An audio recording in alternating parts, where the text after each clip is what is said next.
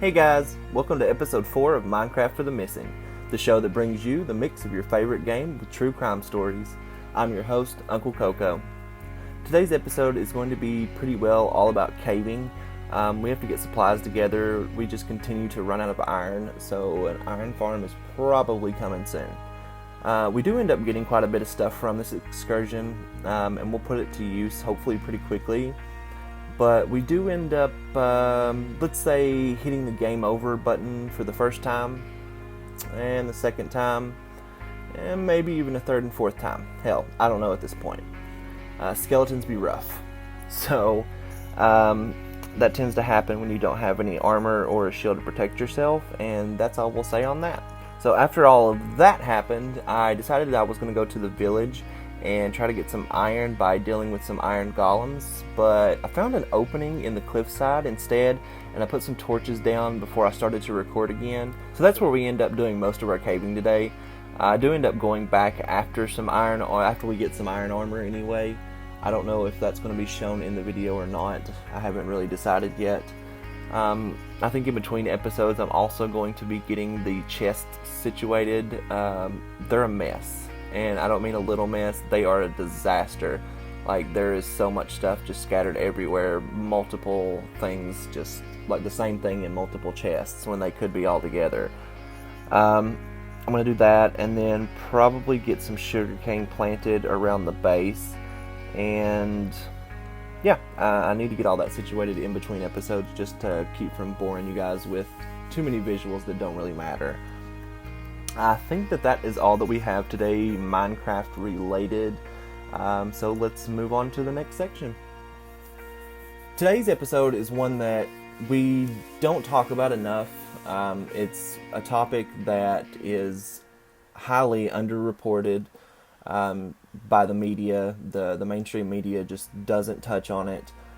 Even with the cases that we normally cover here, they don't get any attention. These are 10 times worse. As you no doubt gathered from the title, we're talking about violence against trans people today.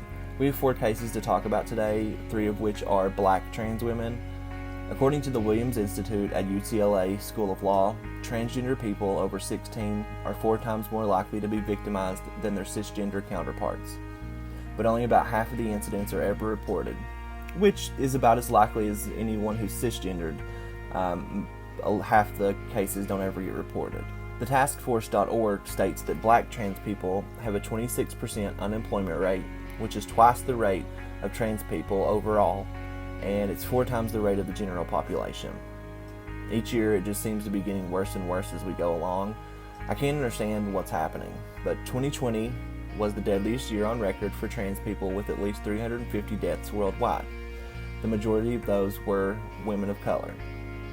Then 2021 happened, and it decided it wanted to steal the show. It stole the record and became the deadliest year for trans people, with at least 375 deaths worldwide. Again, the majority of which were women of color. I'll have some things linked below with all the information that I've mentioned and a lot more. We just don't hear much about these cases, and it seems that they're buried by the authorities and the media. I do have to say that's not fact, that's just my opinion, but it doesn't seem that they cover these cases or, do anything with them at all. We also don't have an accurate count of exactly how many trans people are killed because they're consistently misgendered, as well as having their dead names used instead of their true names. You just can't be yourself anymore without someone trying to hurt you. Look at Buffalo, New York. You can't even go to a grocery store and buy food for your family without fear of being killed just for the color of your skin. I am a cis white male, but I am a member of the LGBT plus family. So I can't actually understand what these individuals go through. I'm not a person of color, and I'm not transgender. What I can do, though, is share these stories and try to get justice for them and try to be the best ally that I can be. Betty Skinner was born February the 12th, 1961. She'd been living in the Deaconess Craft Senior Apartments for years. It isn't specified exactly for how long, but administrators at the complex said that she had been a long-time resident. Betty had been living with cerebral palsy, with stenosis, and degenerative disc disease, and so she had a home health care worker that came to her house multiple times a week to help her with her day-to-day life. December the 4th of 2013 was a normal day like any other. The worker finished up and left Betty's first floor apartment around 10 p.m. The next morning, the home health aide came into Betty's apartment and went into her bedroom to, I assume, help her out of bed. That was not what she would end up doing, though. When she walked into the bedroom, she found Betty lying in bed with severe head injuries. These injuries, according to authorities, were caused by blunt force trauma to the head. Reporters from Cleveland.com interviewed some of Betty's fellow residents in the apartment complex and described her as friendly, nice, and outgoing, despite having a severe speech impediment. One resident said, quote, "I don't think anyone in this building would have done that," end quote.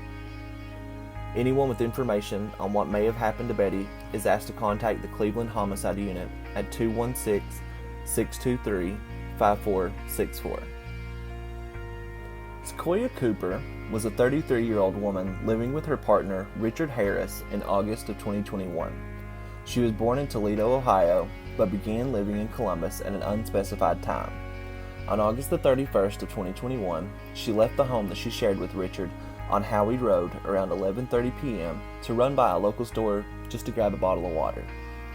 She never came back from that trip. This was something that she never had done before. Now, it isn't specified when she was actually reported missing by her loved ones, but it does seem to have been right away.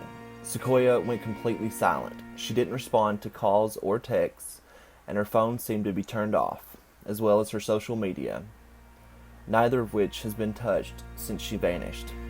Which, until October, that was really what it was. It was as if she had just vanished into thin air. The family tried to keep her name out as much as they could, but they felt that the police weren't taking her disappearance seriously at all. In September of 2021, a detective was finally assigned to Sacoya's case, but they felt at that time that she was most likely not the victim of foul play. During this time period, police spoke with Richard, who again was Sacoya's partner, and he said that Sacoya had received a text message just before she left, and he said that he had gotten a message from people demanding a ransom for Sacoya's safe return as well as just to speak with her. The police haven't said what came of these messages, so they may have just been someone's idea of a sick joke. We really don't know. In February 2022, the authorities announced publicly that sometime in October of 2021, Sacoya's 2009 black Ford Fusion was recovered. However, it had a different plate on it than the one she had registered for it. They revealed that after combing through the car, they did find signs pointing to foul play, possibly being a factor in what happened to Sacoya. They haven't actually said what those were. I guess they're keeping it close to their chest just so that they can, have something to hold over someone if they catch them. But the family is still doing everything they can to keep Sacoya's name out there in the public eye. But due to her being a black trans woman, it's a much tougher battle, and it's no picnic under other circumstances, so that's saying a lot. On September the 29th of 2021, a group of about 25 volunteers had gathered in Richard's front yard. They were gathered there to help search along the North Linden neighborhood and to hand out flyers. The group of volunteers had been organized by Patricia Fly, who is a core organizer with the Black, Queer, and Intersectional Collective, also known as the BQIC, in Columbus, Ohio. The search wasn't the first nor the last search done. Another big factor that goes into this case is that Sacoya vanished just before the Gabby Petito case started unfolding and took over our collective consciousness, which of course was great for the Petito family, but it did show how much more coverage a missing cis blonde-haired, blue-eyed woman would get compared to really anyone else. I've mentioned that before in a different case, I believe, but it's the reason this channel exists. I saw how many people were found on the hunt for Gabby, along with the rest of the world, and it inspired me to help spread the word about other missing people who didn't get that kind of coverage. And I'm not taking anything away from the case that was done to find Gabby. That's not what I'm saying at all. I'm saying that we need to have more attention on other cases as well, and not just for blonde-haired, blue-eyed white people. So this is actually all of the public information that we have right now. Sacoya's brother, James Carswell, he was living in Georgia and for now has relocated to Columbus, Ohio to help search for his sibling. He does have a GoFundMe that I'm going to have linked down below for anyone to donate if they can. There's no pressure for that. They're just trying to get funds for a private investigator, and as of this writing, they are at almost 4 of the 10,000 that they're trying to raise. Her name has thankfully been added to NamUs, aka the National Missing Person Database. Sacoya is 5 foot 5 inches, or about 145 pounds. She has brown eyes and black hair that was styled with lemonade braids at the time of her disappearance. She was last seen wearing a black and white summer dress and black and white baby fat sandals. She also has 2 tattoos, one on each of her thighs. She was last seen in the areas near Creamans Park in Columbus, Ohio.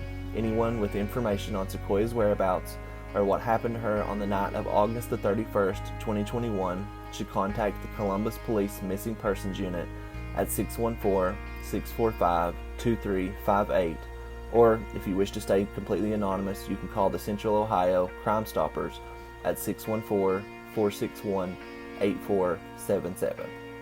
Tyianna Alexander was born June the 6th of 1992. At least, according to social media, she would have been 30 this June, so I'm just assuming it's 1992. If that is incorrect, please let me know, and I will have a pinned comment or something just to correct myself on that. She was living with her mother, who she was very close to, but unfortunately her life was senselessly ended at about 5 a.m. on January the 6th of 2021, alongside her best friend, Brandon Gowdy, who was 31 at the time. Tyianna and Brandon were in their car at the 800 block of West 57th Street in Chicago, Illinois, when a silver car drove by and a man shot Tyianna in the head and Brandon was hit in the arm. Tyianna died on the scene, but Brandon did make it to the University of Chicago Medical Center. He did unfortunately succumb to his injuries, though. The police haven't, as far as I can tell, really done anything, surprise, surprise. Even though less than 2 weeks before, just a few blocks away, a similar incident occurred, which we're going to get into in just a moment. Tyianna was the first known violent killing of a trans person in the U.S. in 2021, which so far is the worst year on record for these types of attacks. Police, of course, did misgender Tyianna. They said that it wasn't to insult her, that they were just going by what her ID said. Quote, "I know people were upset about that at first, but that's the reasoning behind it. We're very sensitive to those things. It's just they have to put something down on the report like that." End quote. That was what Sally Brown, who is a public information officer for the Chicago PD, said to Gay City News. Tyianna is remembered as being the life of the party, and looking on social media, I would agree.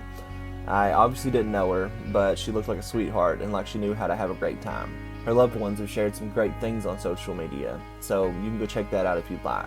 One of Tyianna's longtime friends, Beverly Ross, even described her energy as intoxicating, and said that's probably what people are going to miss the most about her. I mentioned a similar incident that had occurred less than 2 weeks earlier and could possibly be connected to Tyianna's case. Courtney Eshay Key was a 25-year-old woman living in Chicago in December of 2020. On Christmas Day, Bryant Crawl, who Courtney called Grands with a Z, began to get worried about her. They were both members of the Coors family, which is, quote, a group of Southside LGBTQ plus mentors and mentees, end quote. Grands was Courtney's mentor in the group. Normally, she would make updates on Facebook as well as text their group chat to let everyone know what was going on with her day, and everyone in the group often shared their locations with each other. But that day, Courtney didn't do any of those things. So they checked her location, and it was actually near her mother's house, which didn't raise any alarms considering it was Christmas Day, and she always spent Christmas with her mom. Later that day, it did show her location on 111th Street at the Chicago Police Station. Bryant, also known as Grands, thought that Courtney may have been arrested, and so he made a trip to the station just to find out that they hadn't seen her. After leaving the station, Grands went to a friend's home for Christmas dinner, still hoping to hear from her, but he never did. After dinner, he went home and he fell asleep. He was woken at midnight by a friend telling him that Courtney was dead. Bryant said, quote, "I was so confused. I was like, I know they're lying. I know these people are lying to me. They have to be lying. I know they're joking. But then again, in the back of your mind, you know, no one's going to joke with you about nothing like that." End quote. What they were saying did turn out to unfortunately be true. A patrol officer had found her lying in the 900 block of East 82nd Street at about 8:35 p.m. Her head was bleeding, and she had other various injuries that made the officer believe that she had been dragged by a car. The officer called an ambulance, but at 8:50 p.m. she was pronounced dead at the scene. She was just a few blocks away from her mother's home. I have to tell you guys, that dragging part really is what bothers me the most. Police found her purse and her wig in an alley about a block away from where she was found after following a blood trail. They did find a 9mm shell casing on the ground, but it's not specified if that was found where she was located or if that was found in the same place that her bag and her wig were found. She had also died of a gunshot wound to the head, just the same as Tyianna would less than 2 weeks later. Courtney's best friend, Nathaniel Porter, thinks that Courtney was targeted by the killer, saying, quote, "It's so many countless killings of trans women that are so unnecessary. They're being targeted. It's just sad. It's really sad." End quote. And I would have to agree with you, Nathaniel. Bryant actually had seen a notification on his phone on Christmas Day about a John Doe having been fatally shot, so he didn't think anything of it. Later, he realized the Chicago PD had misgendered Courtney as well. Someone working for Howard Brown Health, which is an LGBT plus organization in Chicago, they told the Human Rights Campaign, also known as the HRC, quote, "I'm really saddened and distraught over the news of Tyianna and Eshay's passing. While many celebrated the holidays, the trans community of Chicago mourned the loss of great souls, and at the same time were shocked to the core by the similarities of how they were killed, with both of them losing their lives from a gunshot to the head around the same time and the same neighborhood. One is only left to speculate that perhaps there is a serial killer targeting black trans women in Chicago. Since their passing, the Chicago Police Department has done nothing other than misgender them, while our community was left to bring honor to their names. I'm tired of being afraid for us, tired of contemplating when it's safe to be my authentic self, tired of adding more names to a list of our allies to remember once a year." End quote. It's pretty powerful words, don't you think? As far as we know, right now, the Chicago PD doesn't even have a person of interest in either of these cases. And if I was checking correctly, then they aren't even trying to figure it out. I did go to the Chicago Police Department website, and I couldn't find either case or any mention of them. I searched both women's names as well as Tyianna's dead name just in case, and nothing came up. No results at all. I'm not sure if maybe that's just because they're open cases, but I would think that something would have come up just mentioning what happened if they're looking for someone. Both cases, like I said, are still unsolved and haven't had any updates since they occurred. Also, because of the lack of media attention, I didn't really come across who to contact if you have any information on these cases, so I'm going to include the online tip submission linked in the description for anyone that may have information that could help. They, of course, have a non-emergency phone number, which is 312-746-6000, that you can contact if you prefer. Okay guys, so that is all that I have for you today. I know that it's been a pretty heavy subject. I know that it makes people uncomfortable, but that's why we should be talking about it. Your comfort isn't more important than these people's lives. Hopefully soon we'll be able to find out where Sacoya is and find out who killed Betty, Tyianna, and Courtney. I'm going to do others like this in the future because there's unfortunately no shortage of trans people who have been killed or vanished. Just a reminder, I do have all the information linked down below that I did use to get my research, and then the statistics, things like that, as well as the GoFundMe for Sacoya's family, so they can hire that PI to help find her. If you guys don't mind, please remember to do all of those YouTube things, like, share, comment, subscribe. It just really helps to get these stories out, and hopefully it can reach someone that can help solve the case. Until next time, thank you for being here. Remember to take care of yourself. Bye for now.